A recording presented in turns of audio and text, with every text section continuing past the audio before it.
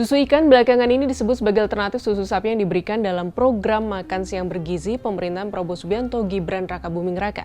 Sebentar, susu ikan? Ikan kan bukan golongan mamalia. Lalu apa sudah tepat strategi susu ikan di menu makanan bergizi? Atau jangan-jangan ini upaya untuk buat ramai program andalan makan bergizi jelang pelantikan? Mengutip rilis Kementerian Kelautan dan Perikanan atau KKP, Kamis 24 Agustus 2023, susu ikan merupakan produk inovasi yang diproses dengan bahan baku ikan yang kemudian diolah dengan teknologi modern hingga akhirnya menghasilkan hidrolisat protein ikan sebagai bahan baku susu ikan. Susu ini diklaim mengandung asam lemak EPA, DHA, dan omega 3 yang tinggi. Selain itu, susu ini juga diklaim bebas alergen dan mudah dicerna oleh tubuh. Ikan yang digunakan pun diproses dari ikan dalam negeri.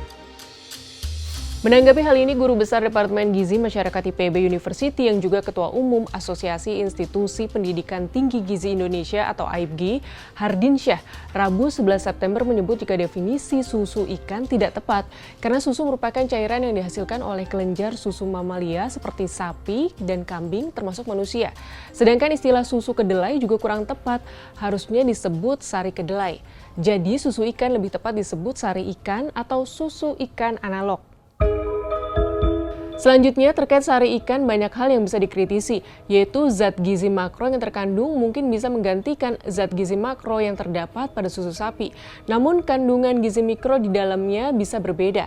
Adapun keberlanjutan produk sari ikan juga masih dipertanyakan, sebab hal itu akan membutuhkan banyak ikan untuk menghasilkan jumlah sari ikan yang diperlukan.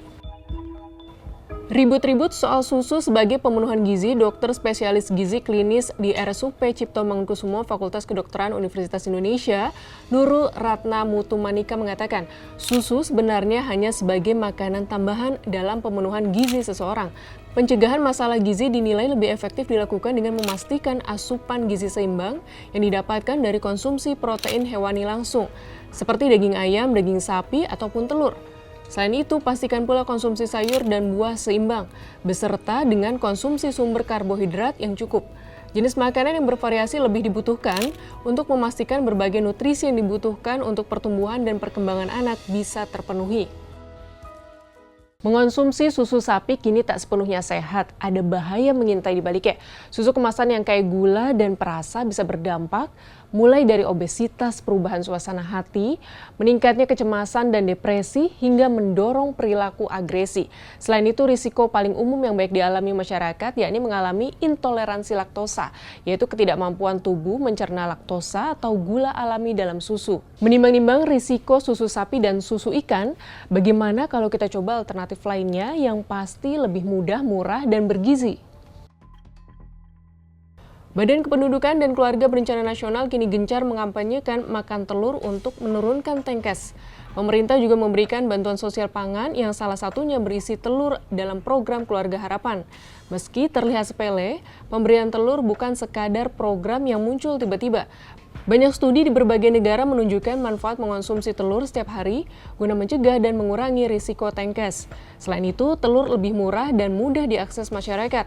Meski dalam situasi tertentu Indonesia mengimpor telur, persentase telur impor itu sangat sedikit dibandingkan produksi telur nasional. Industri telur nasional masih bisa diandalkan untuk menyuplai kebutuhan telur dibandingkan memenuhi kebutuhan susu sapi. Kembali lagi ke susu ikan, bagaimana? Jadi tidak menu ini dimasukkan ke sajian makan bergizi program andalan Prabowo Gibran? Alternatif itu adalah aspirasi juga dari masyarakat ataupun kemudian hasil simulasi yang ada dan belum final. Nah, sehingga kita akan umumkan ke publik mengenai masalah pengganti susu, makan bergizi itu pada saatnya nanti. Jadi kalau sekarang, yaitu kita anggap sebagai aspirasi ataupun kemudian hasil simulasi. Baiklah, kalau begitu kita sama-sama menanti apa saja realisasi menu di makan siang bergizi setelah Prabowo Gibran resmi dilantik Oktober nanti.